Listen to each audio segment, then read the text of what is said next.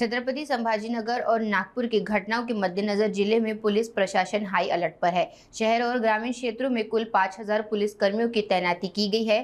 Police आयुक्त प्रवीण पवार ने चेतावनी दी है कि किसी भी तरह की कानून व्यवस्था को बिगाड़ने की कोशिश पर सख्त कार्रवाई होगी। नागपुर में हुई हिंसा के बाद संभाजीनगर जिले में पुलिस सतर्क हो गई है। शहर में 3000 पुलिस कर्मियों और ग्रामीण क्षेत्रों में 2000 पुलिस कर्मियों की तैनाती कर दी गई है। औरंगजेब की मजार को लेकर बढ़ते विवाद के बीच पुलिस प्रशासन ने संवेदनशील इलाकों में गश्त बढ़ा दी है। सभी थाने प्रमुखों को अपने अपने क्षेत्रों में सतर्क रहने और स्थिति पर लगातार नजर रखने के निर्देश दिए गए हैं। गेल्या 15 दिवसापासून छत्रपती संभाजीनगर पोलीस हे अलर्ट मोडवरती आहेत।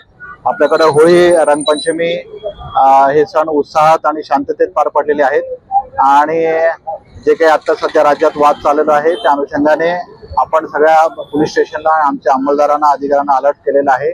सर्व तयारी सर्व प्रकारची आमची झालेली आहे। गेल्या 3 दिवसापासून आम्ही शहरामध्ये विविध परिसरामध्ये रूट मार्च काढत आहोत, जेणेकरून लोकांमध्ये कॉन्फिडन्स बिल्डिंग होईल।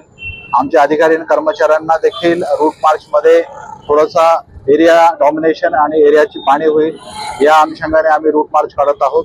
आता तिसरा रूट मार्च आहे आणि येणाऱ्या दिवसामध्ये देखील अशाच प्रकारचे रूट मार्च शहरामध्ये होतील आणि आपलं छत्रपती संभाजीनगर शहर ह्याच्यामध्ये आपला सोशल मीडियावरती देखील आमचं लक्ष आहे आणि सोशल मीडियावरती देखील आपण बऱ्याच मोठ्या प्रमाणात कारवाई केलेली आहे।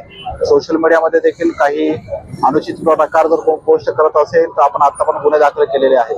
भविष्यामध्ये त्या लोकांना पासपोर्ट करता किंवा पोलीस व्हेरिफिकेशन मध्ये खाजगी नोकरी त्याचबरोबर सरकारी नोकरीमध्ये देखील अडचण होऊ शकते। कृपया सगळ्यांनी लक्ष द्यावं की सोशल मीडियावरती आणि विशेषतः व्हॉट्सअपचे जे ॲडमिन आहेत त्यांनी लक्ष ठेवावं की आपल्या कुठल्याही ग्रुपमध्ये अशा प्रकारच्या कुणाशी भावना दुखवणाऱ्या स्टेटमेंट्स किंवा कॉमेंट्स किंवा पोस्ट टाकले जाऊ नयेत, जेणेकरून आपल्या शहरामध्ये कुठल्याही प्रकारचे वाद निर्माण होतील।